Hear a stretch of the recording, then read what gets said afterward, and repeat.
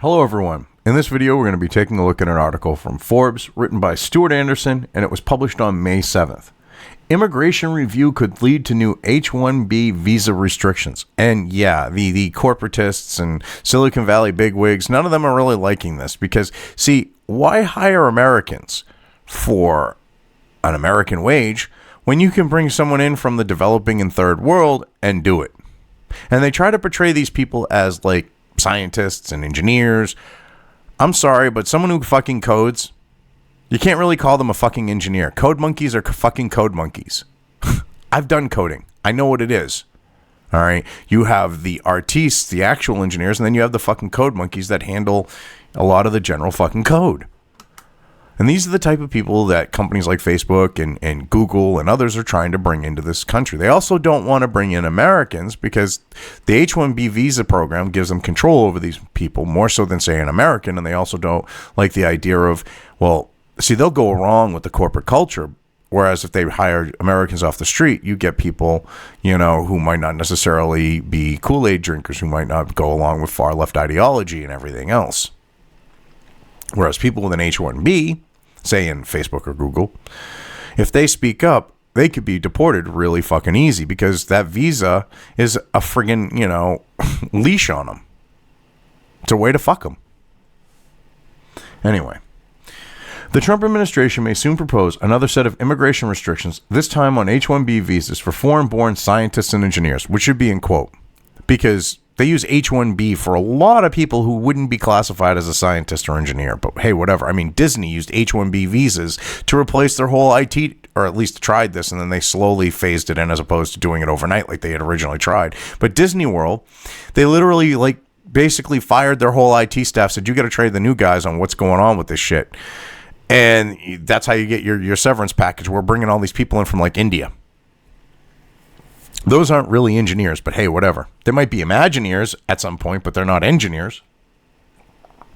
Some observers view these public displays of limiting immigration as an effort to deflect criticism of the administration's handling of the Wu flu pandemic. No, that's not it at all. This is something that he said he was going to be doing from the fucking beginning, when he was running for office. But hey, whatever, yeah, try to portray it like that if you want. I mean, this is ridiculous.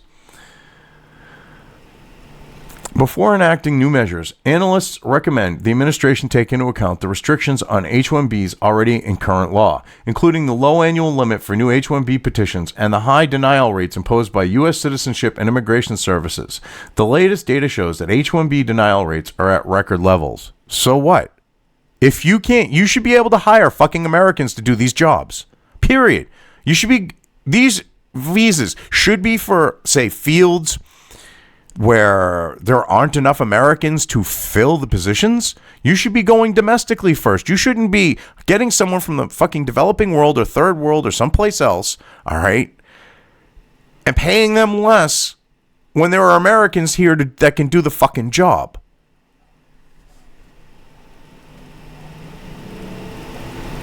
And they don't like the fact that they're now being told, hey, whoa, you're being shady motherfuckers. No. This is not how H-1B works. And they want the status quo to be the way it is. On April 22nd, 2020, the Trump administration issued a presidential proclamation that suspended the entry of most new immigrants for at least 60 days and ordered a 30-day review to recommend additional measures on temporary visas. Following the review, observers expect new restrictions on H-1B visa holders, F-1 students, and others. New restriction could take the form of suspending the entry of anyone on an H-1B visa coming from outside the country and or imposing new conditions on their entry that would be difficult to satisfy. So, basically saying, with what's going on, maybe we should quarantine them or something like that. Hard to satisfy. Okay, whatever. I mean, then they show the denial rate, which 2020, 30%, 21%, 24%, 13%, 10%. So basically, during Obama and then entering into Trump, small thing. He finally gets things going to where he's got people that are actually going to do what they're told to an extent, and we're up to 30%. So what? You just want to let these people in when there are Americans that can do these fucking jobs. Good example, what happened with Disney, what Facebook and Google and Twitter and all these other Silicon Valley companies do, saying fuck Americans, hiring foreigners when they can have an American do the fucking job. All right, they're trying to exploit the fucking system, and you're trying to defend that shit.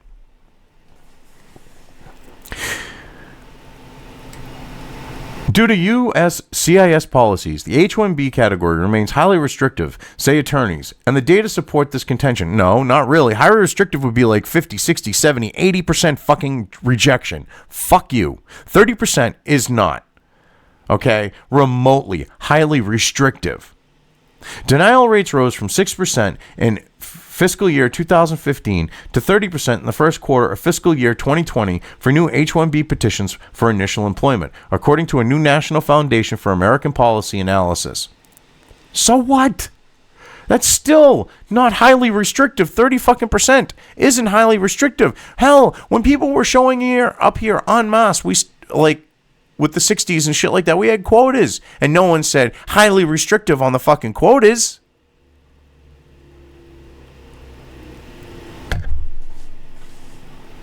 Oh, wait, no, lefties did. Some lefties did who looked at the fact of, we're not going to use this to change demographics. We're not going to use this to bring in a voter block. We're not going to use any of these things with changes in immigration law that Teddy Kennedy's pushing. We're not going to use those things to do this. Come to find out, 40 fucking years later, 50 years later, that's exactly what the plan was. And they're upset now that that a 30% rejection on H-1B visas, that's not highly restrictive. If there was 90%, that's highly fucking restrictive. You people are pathetic. H-1B petitions for initial employment are primarily for new employment, typically a case that would count against the H-1B annual limit. Oh, because they're new people, we should just be able to let them in. Okay, whatever. No, I don't agree with that. Nice try. In fiscal year 2019, the denial rate for initial employment was 21%, while the rate was 24% in fiscal year 2018, between 3 to 4 times higher than fiscal year 2015 denial rate, i.e. prior to the Trump administration. Oh, no. So basically, bringing in all these foreigners to take Americans' jobs, okay, that's a problem, for us. But it's not a problem for you. And when Trump does something that raises it up, which still isn't enough, to satisfy most Americans, I'm sure, that to have an issue with this, to a level of 30%, you people spurg out about it. Because it's now your problem, because you can't bring in cheap fucking labor that you can control because you hold the visa over their fucking head and can get their ass deported in 2 fucking seconds if they look at you fucking cross-eyed. You people are disgusting. All 25 companies with the most approved new H-1B petitions saw their H-1B denial rates for initial employment increase from fiscal year 2015 to the first quarter of fiscal year 2020. See Table 2. Even large technology companies that had denial rates of only 1% in fiscal year 2015 experienced much higher denial rates for H-1B petitions for initial employment in the first quarter of 2020. Oh no, so Silicon Valley doesn't get to exploit the third world for cheap fucking labor and bring them here to the United States? Oh, fucking no. Amazon's denial rate was 16%, Google's was 14%, Facebook's was 8%, and Apple's H-1B denial rate was 8%. Data for additional quarters will tell how long this trend persists. As in earlier fiscal years, the highest denial rates are for companies that provide information technology or other business services to American companies, according to the NFAP report. So basically, so what? So what you're basically saying is code fucking geeks and people who deal with network shit should get considered to be engineers and get a free fucking pass? Do you know how many fucking people have IT degrees in this country? Or like certifications in IT, or have fucking, degrees in computer science and programming, or have certificates and other credentials in regards to that? A lot of fucking Americans. And what you're doing here is you're saying, hey, we should bring in the third world, and we'll get these Americans here that need fucking jobs doing that particular business because we can pay these foreigners even less. So they should get a free fucking pass. IT professionals should get a free pass from India. No, that's not how it works. The data indicates U.S. CIS has established a different standard for deciding cases for companies that provide information technology service. This is the case even though, as attorneys point out, immigration law does not indicate a different standard for adjudications based on the type of firm or locations work will be performed. So what you're basically saying is they should be called engineers and we should be able to get cheap IT people. Fuck you. Fuck you, fuck you, fuck you. This is the problem with H-1B visas. I got no problem with people coming here legally. All right? I think they should come here and, establish themselves and get a job. But if it comes down to H-1B visas, they're abusing this, okay? They're now being told the abuse is going to stop and shit's being reined in, and they don't like it. I mean, you look at this.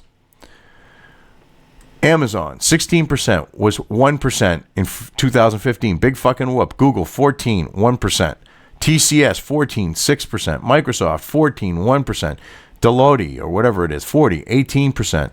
Cognizant, 60%, 8%. Facebook, 8%, 0%. So Facebook was getting a free fucking pass.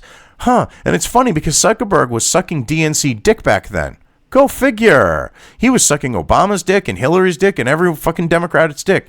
And then he kind of went, oh shit, I got to kind of play middle of the road here. So behind the scenes, he's sucking dick. Up front, he's not. And he's getting this 0% shit. IBM, 17%, 3% in 2015. I think you get the point here. I mean, you look. Mahindra's an Indian company. 36%, 4%. Of course they're getting 36% because they were literally importing fucking Indians from India. Mahindra is an Indian fucking company. Come on now. You people are fucking ridiculous. So they're going to have to hire Americans. Deal with it. In the first quarter of fiscal year 2020, the H-1B denial rate for initial employment increased by 20 percentage points or more compared to fiscal year 2015 for 12 major companies that provide IT services or other business consulting services. Many of these and other companies hit by high denial rates are U.S. companies. Data show that the use of H-1B visas by Indian-based companies has declined significantly in recent years. See here. Yeah, but you just literally had Mahindra, an Indian company there. It looks like they're still trying to do it. And so what if they're American fucking companies? They're hiring foreigners when there are Americans here that have those qualifications that they just don't want to fucking pay them the going rate for. So they're trying to exploit the immigration system. Kiss off.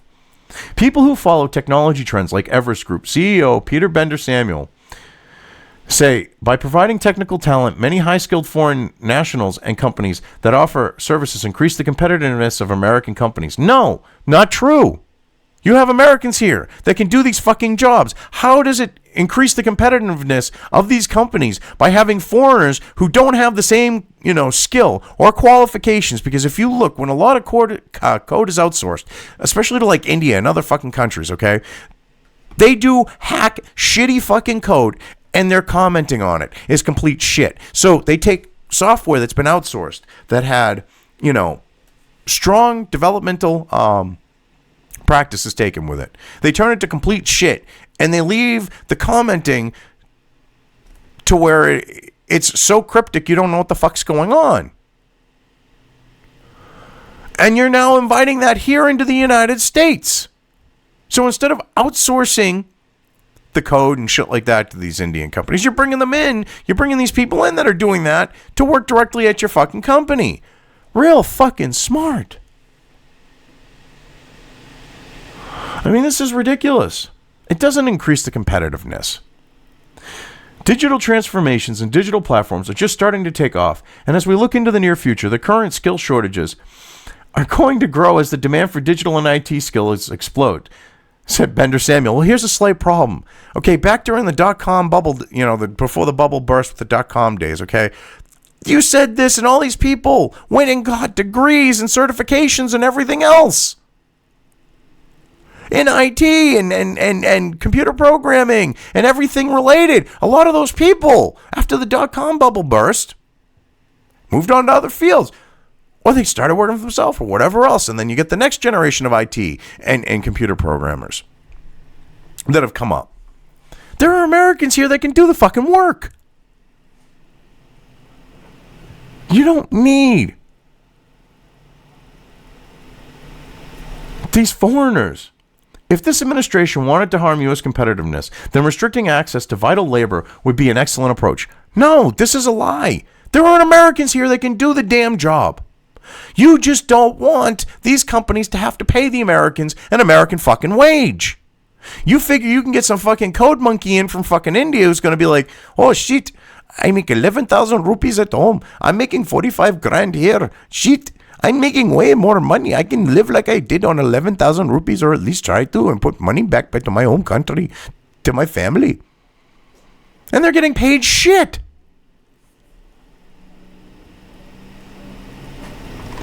Advanced analytics and cloud computing are two elements of digital transformation. Digital transformation is the integration of digital technology into all areas of business, fundamentally changing how you operate and deliver value to customers, explains the Enterprisers Project. A business may take on digital transformation for several reasons, but by far the most likely reason is that they have to. It's a survival issue for many. So, okay, we have these American companies, and you want to have foreign nationals working on their cloud services and doing all the work that is involved with keeping their proprietary and classified information on the cloud. That's asking for fucking trouble right there. Yeah, let's bring in foreign nationals from like fucking China and do that. That makes a lot of fucking sense. You people are ridiculous. That makes a lot of sense. When you have nations that do IP theft like you would not believe. Yeah, let's bring in foreign nationals that could be compromised by these nations to do the work. Real smart.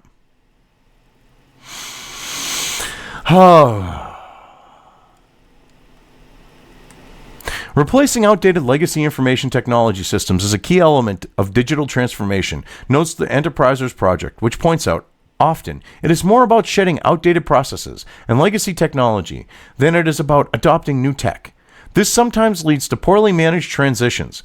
In a handful or so of cases in the past, H-1B visa holders were blamed for layoffs after some foreign nationals came on site to manage the transition to new contracts that went out for a bid, and the industry professionals note, would have resulted in layoffs or at least a transfer of personnel, whether or not the entity awarded the contract employed some H-1B visa holders, notes the NFAP analysis. So basically what they're trying to say is oh, well, these people would have lost their jobs anyways. Oh, yeah, the people at fucking Disney. Okay, this is which I'm sure they're trying to imply at. Okay, the H-1B visa holders were blamed rightfully for this, all right? This has happened in multiple fucking corporations. They're trying to say, oh, well, these people coming in to do the transition, these H-1B people, okay, yeah, they're not the problem. Oh, no, they're not. Those other people would have lost their jobs anyways if it wasn't for, regardless of these H-1B visa holders. Bullshit.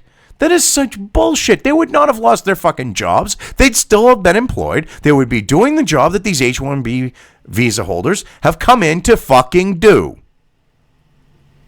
That is so dishonest. You people are disgusting that you'd try to push something like that. Oh, wouldn't make a difference. Those people just showing up. Oh, that has nothing to do with why they got fired. Oh, these people are just stupid. They don't know that it had nothing to do with it. They still would have got fired anyways. What's your fucking proof of that? You have absolutely no proof of that. You're talking out your ass to push a fucking narrative. That's what's going on here. In retrospect, these cases should have been recognized as attempts by companies to undertake digital transformations that unfortunately can leave longtime employees trained primarily on legacy systems in unattainable career situations. Ongoing training efforts for such employees before being placed in these situations would offer the best career protection. So basically what they're saying is when Disney fired all their IT staff, they were moving to the cloud. Bullshit. Okay, this is not about moving to the cloud. These people have been handling these companies' cloud shit for a while now. The cloud is not a new fucking creation. The cloud has been around for a very long time. Before the cloud was called the cloud, there was the cloud. Okay, when you store anything on the network, whether it's the internet or your internal network or whatever else, that is a cloud. This idea that this is new technology and they need to adapt is complete fucking bullshit. Okay, if they know, say, like the web side of things and the storage side of things and the database side of things, well, guess what? They can handle anything to do with fucking cloud for the most part. So don't even try to portray it like that. This is how dishonest they are. They think that people that are reading this from Forbes, okay, are going to buy this shit. No. I mean, this is ridiculous. Judges have ruled against several U.S. CIS policies that have contributed to high denial rates, targeting restrictive agency interpretations of what qualifies as an H-1B specialty occupation, an employer-employee relationship, and whether an H-1B employee must list all future work or contracts. So basically, the Ninth Circus was like one of these courts, and they're literally trying to use the Ninth Circus as something to back them up. All right, the court of fucking jesters, all right, spurging out jesters here, said this about H-1B visas. They didn't like the restrictions being used. They were following the letter of the H-1B visa section of immigration law.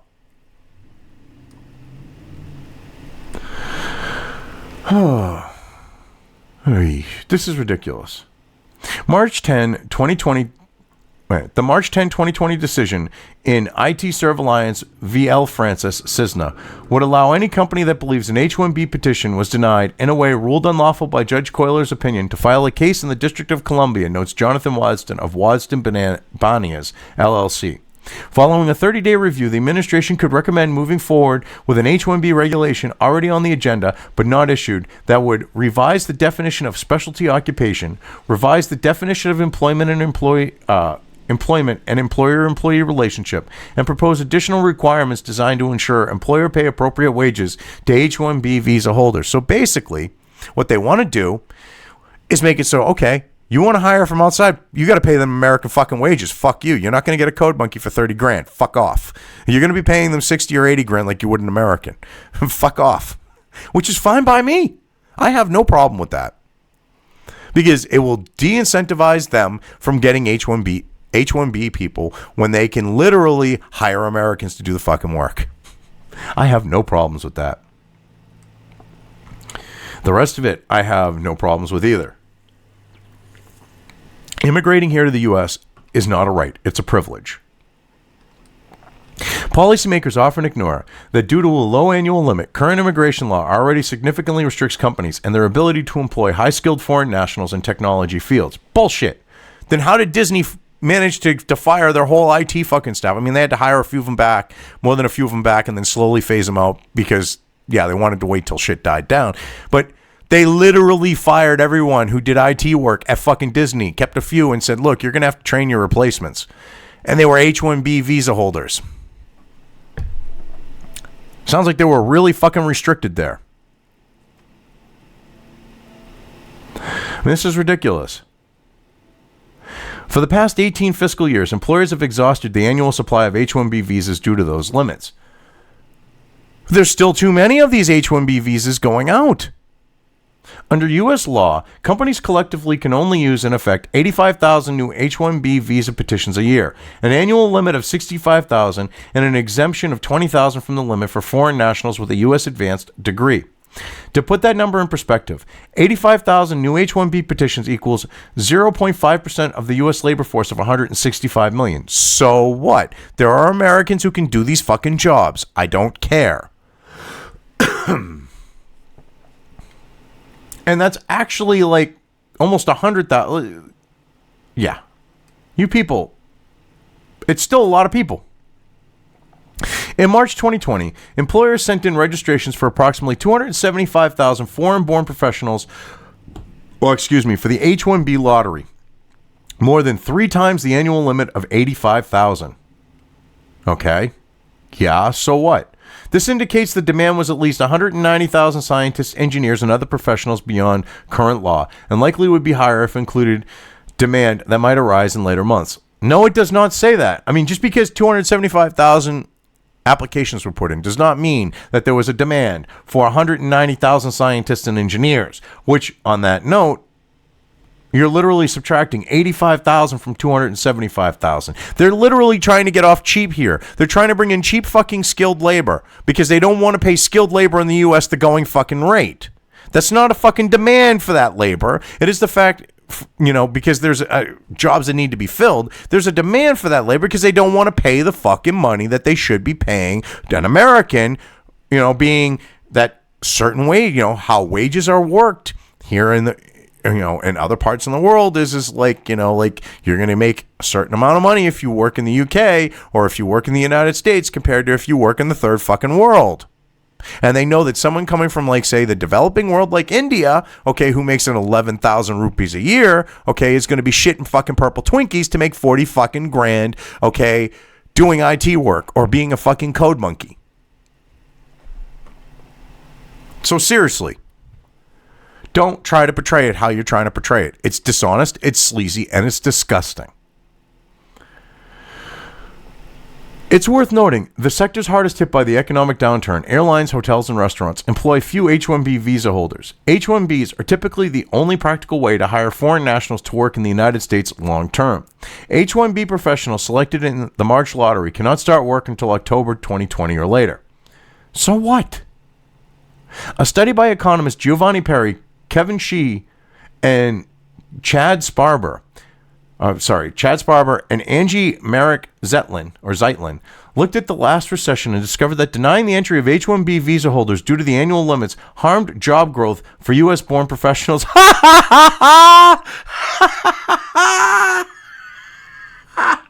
How? You're literally bringing in people to take their fucking jobs.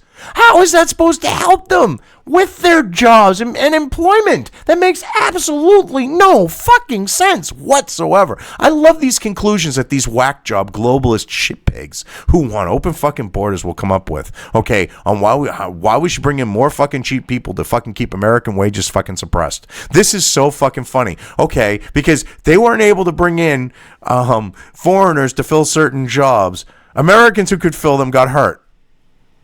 Makes a lot of fucking sense. Or, yeah, okay, whatever.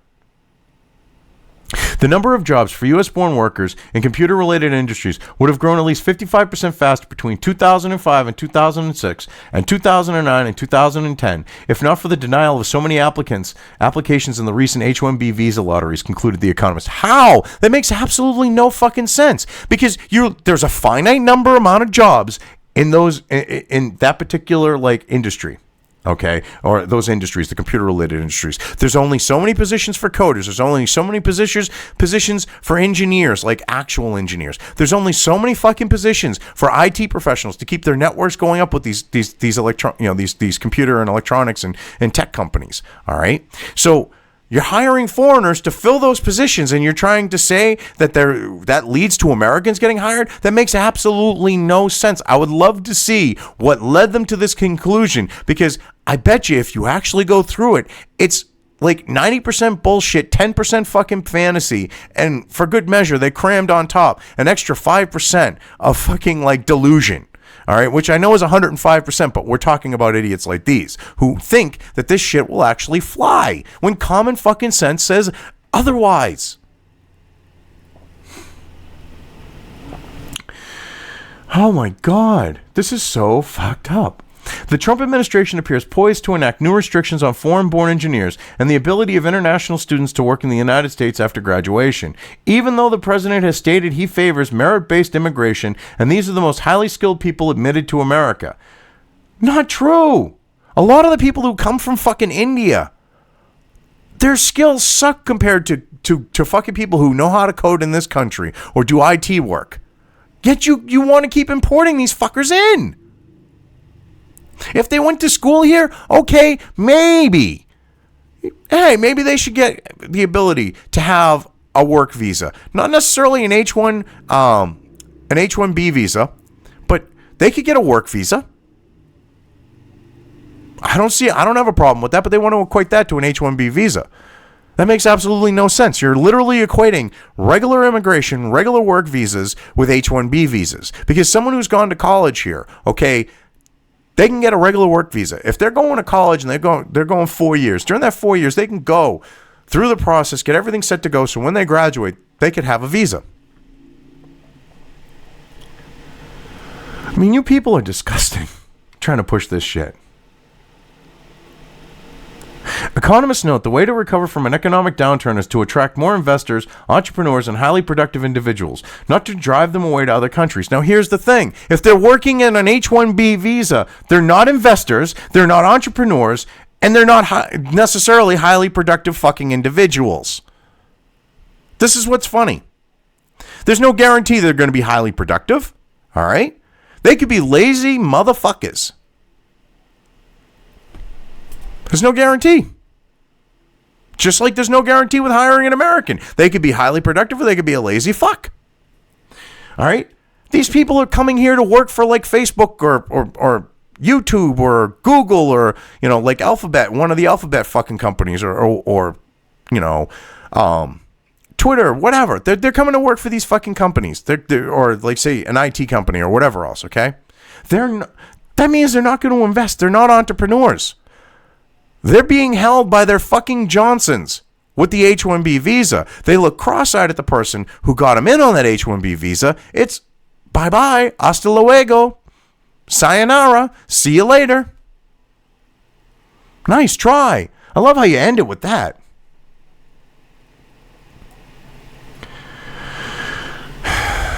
Anyway, I mean, this is ridiculous that they're pushing this shit. But yeah, I've covered this well enough. I'm going to leave things here, but I just want to, before we go through, I just want you to see who wrote this, Stuart here.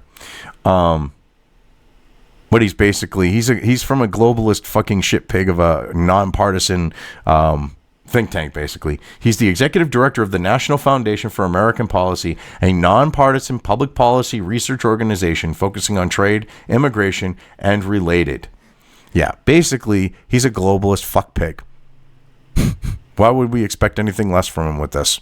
Trying to say that, yeah, H-1B visas literally create more American fucking jobs when they're taking American jobs. Anyway, like I said, cover this well enough. Gonna leave things here. If you liked this video, depending on where you are watching it, please give it an upvote or thumbs up. If you want to know when new content of mine hits the internet, don't forget to subscribe to one or more of my social media or video accounts listed here. Also, with YouTube, don't forget to ring that bell. You can find all of my video content on both BitChute and YouTube. This may not be the case with other places I upload to, but I will try to minimize this happening. You are always welcome to interact with me at any of these sites on the list, so feel free to do so. If you have anything you want me to cover in a video, when it comes to news or current events, send it right along to me. I will try to do my best to cover it. As always, thank you for watching.